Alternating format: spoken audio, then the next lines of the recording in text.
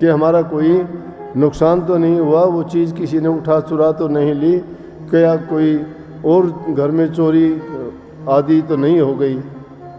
इसलिए सत्संग में जब बैठते हैं तो हमें सब चीज़ों को भूल के हमारी दृष्टि, हमारा ख्याल, विचार सिर्फ जो है सत्संग वचनों पे होनी चाहिए।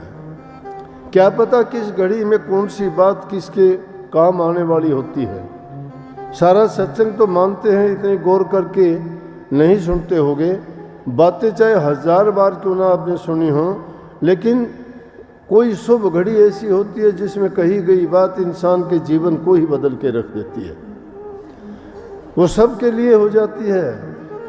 उस बात पर अगर गौर करके देखें तो अगर सत्संग में आके हमने संसारी चीज़ों की ही अपने मन में कल्पना करते रहे, उसको याद करते रहे, अपने मन को उसी तरफ ले जाते रहे, तो शारीरिक रूप से बेशक यहाँ हैं, मानसिक रूप से हमने कोई फ़ायदा नहीं उठाया।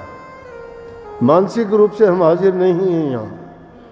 इसलिए अरमान साहब कहते हैं कि बिन लगन के सत्संग और अभ्यास दोनों नहीं। अभ्यास का भी यही है, जब हम ध्यान में बैठते हैं, कह के बैठते हैं आधा घंटा ध्यान में बैठूंगा, घड़ी की तरफ देखते रहते हैं, 10 मिनट बैठे नहीं, कपड़ा उठाया नहीं, आंखें खोल के देखा घड़ी में कि आधा घंटा हो नहीं गया, लेकिन 10 मिनट हुई हैं। अरे 10 मिनट हुई हैं, मैंने तो आधा घंटा बैठना था। तो किसका, घड़ी की सुइयां को गिनते रहे हम। जब ध्यान में बैठ ही गए हो तो पता ही नहीं।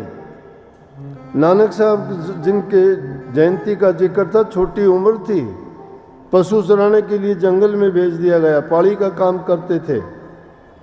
जब पशुओं को चराने के लिए जंगल में गया, वहाँ जाके उनको छोड़ दिया, आप ध्यान में मस्त होके बैठ गए।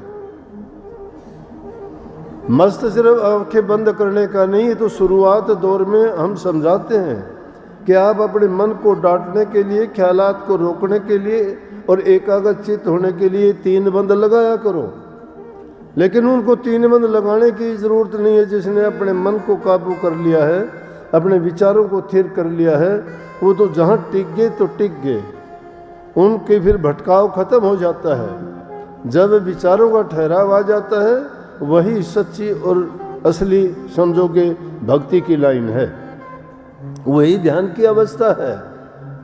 अब ध्यान ध्यान ध्यान ध्यान के हम रोज़ाना ढिंडोरा पीटते हैं। ध्यान तो हर चीज़ में लगाते हैं, सबका लगता है। किसी का बेटों में लगा हुआ है, किसी का अपने संपत्ति जायदाद में लगा हुआ है, किसी का मकान में लगा हुआ है, किसी का अपने कृषि काम में लगा हुआ है। जो